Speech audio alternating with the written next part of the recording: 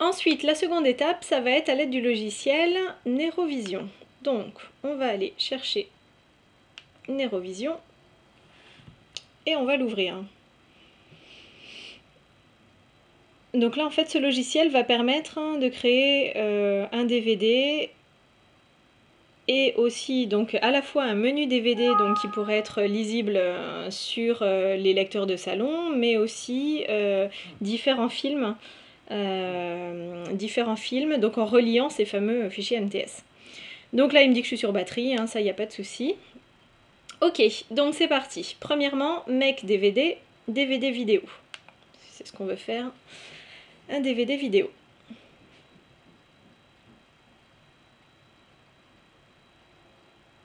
Voilà, il va s'ouvrir.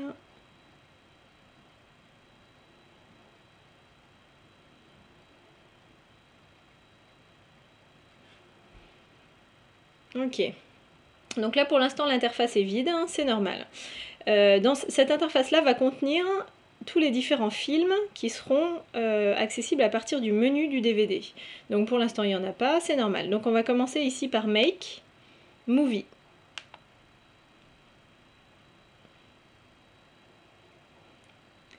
Alors là, on va faire le premier film en reliant donc tous ces fameux fichiers MTS. Donc je vais l'appeler film 1, donc là l'idée c'est de mettre le même nom que le nom du dossier qu'on a créé tout à l'heure. Toutes les options ici sont bonnes, donc on va sur OK. Et là il va nous ouvrir une seconde interface qui va correspondre en fait au montage de ce fameux film. Voilà. Donc la première chose à faire ici, c'est d'aller chercher nos fameux fichiers MTS. Donc on va aller dans Import, en haut à droite, Import File. Alors, je vais aller chercher dans le disque D le dossier que j'ai créé tout à l'heure. MTS, film 1. Voilà. Donc là, j'ai tous les fichiers MTS de mon premier événement. Donc on a dit tout à l'heure, du 14 juillet. Donc là, je vais faire CTRL A pour tous les sélectionner. Et ensuite ouvrir. On voit l'importation qui se fait là en haut. C'est un petit peu long, donc c'est comme je disais tout à l'heure, chaque séquence filmée, donc à chaque fois qu'on allume et qu'on éteint la caméra, il va faire un fichier MTS. Donc effectivement, pour un événement, en fonction du nombre de fois où on a allumé et éteint la caméra, il peut y en avoir énormément. Donc s'il y a énormément de fichiers, il faut prévoir un petit peu de temps pour cette étape. Alors je vais détruire tout ça pour qu'on voit un peu mieux, avec les petites flèches, voilà. Bon là j'en ai pris que 2, hein, mais c'est possible qu'il y en ait beaucoup plus. Là on va sélectionner tous les fichiers. Donc pareil, CTRL A, ça marche pas. Ok. Alors on va prendre le premier. Et soit la souris en faisant comme ceci. S'il y en a beaucoup, on clique sur le premier. Et CTRL majuscule, on clique sur le dernier. Et là il va tous les sélectionner. Donc l'idée c'est de tous les attraper. Et ensuite de les glisser en bas dans ce qu'on appelle la timeline. Donc avec la souris, hein, on clique, on les attrape et on les glisse ici. Donc là, faire bien attention d'aller bien au début de la timeline. Et ensuite on lâche. Et voilà. Donc là, j'ai mes deux petits fichiers MTS qui sont à la suite. On a la possibilité de les visualiser.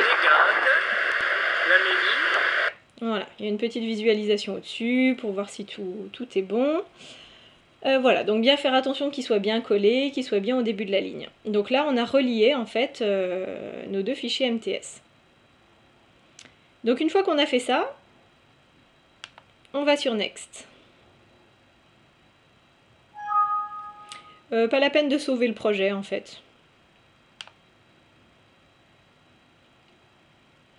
Sauf si vous voulez le faire en plusieurs étapes, et là effectivement c'est bien de le sauver, mais a priori...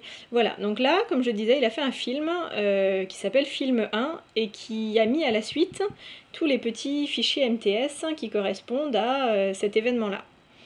Et on va donc refaire la même chose pour le second. Alors c'est reparti, Make Movie. Je vais l'appeler Film 2. Il pourra s'appeler Noël, Nouvel An, peu importe. Je refais l'importation de mes fichiers MTS qui sont compris cette fois-ci non pas dans le dossier film 1 mais dans le dossier film 2 que j'ai préparé tout à l'heure.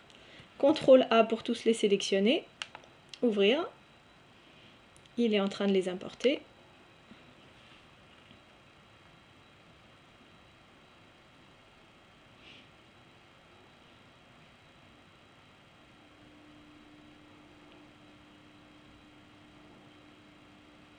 Voilà. À nouveau, on sélectionne tous les fichiers. J'en ai que 2, mais il pourrait y en avoir beaucoup. On va faire attention à ce qu'ils soient bien tous sélectionnés. On les attrape, on va les glisser ici, bien au début de la ligne. Voilà. Et on va suivant. On n'a pas besoin de sauver, on continue. Et là, on a le deuxième film, qui correspond donc au deuxième événement qui a été filmé. Alors là, effectivement, on peut faire autant de films que de dates différentes qui sont prévues sur la caméra. Bien vérifier en bas, bon là, pour l'exemple, j'en ai pris peu, mais bien vérifier en bas qu'on ne dépasse pas la petite ligne rouge qui correspond à la taille du DVD. Donc là, par exemple, j'ai quelques mégas seulement sur mon DVD et je peux mettre jusqu'à 4 Go 7. Donc on verra la barre bleue arriver jusqu'à la ligne rouge et la dépasser si on a mis trop de choses sur le DVD. Mais pour l'instant, on est bon. Ensuite, on continue. Next. Une fois qu'on a fini donc tous nos films, on continue. Et là, on va pouvoir créer un menu. On est dans la partie Edit Menu.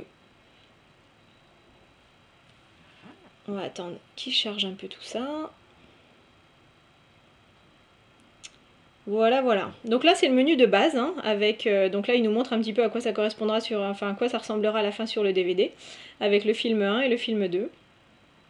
On a la possibilité de changer les titres, de changer les couleurs, de changer les petites vignettes, tout ça. Bon, voilà, c'est pas forcément intéressant, mais il y a des choses qui sont déjà prévues, d'autres qu'on peut faire à la main. Bon, si le menu est bon comme ça, on continue en cliquant sur Next. Donc là, il nous fait un preview de ce que sera le menu DVD. Et voilà, donc là, on voit bien qu'on peut sélectionner l'un ou l'autre. Et qu'en cliquant dessus, on va rentrer dans le film. Voilà, c'est une petite simulation de ce que sera le DVD final. Quand tout ça est bon, on clique encore sur Next. Et là, on va arriver dans la phase de gravage. Et bien, a priori, c'est parti. Donc là, il va normalement sélectionner tout seul le graveur qui est relié à l'ordinateur. Et on va cliquer sur Burn pour graver le DVD. Donc bien faire attention de mettre un DVD vierge dans le graveur. Et voilà, Burn, et c'est parti.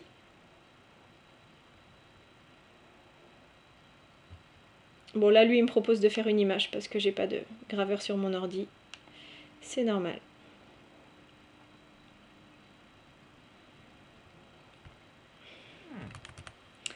Mais ça sera pas le cas quand il y aura un graveur. Et voilà, et donc là, il va graver le DVD.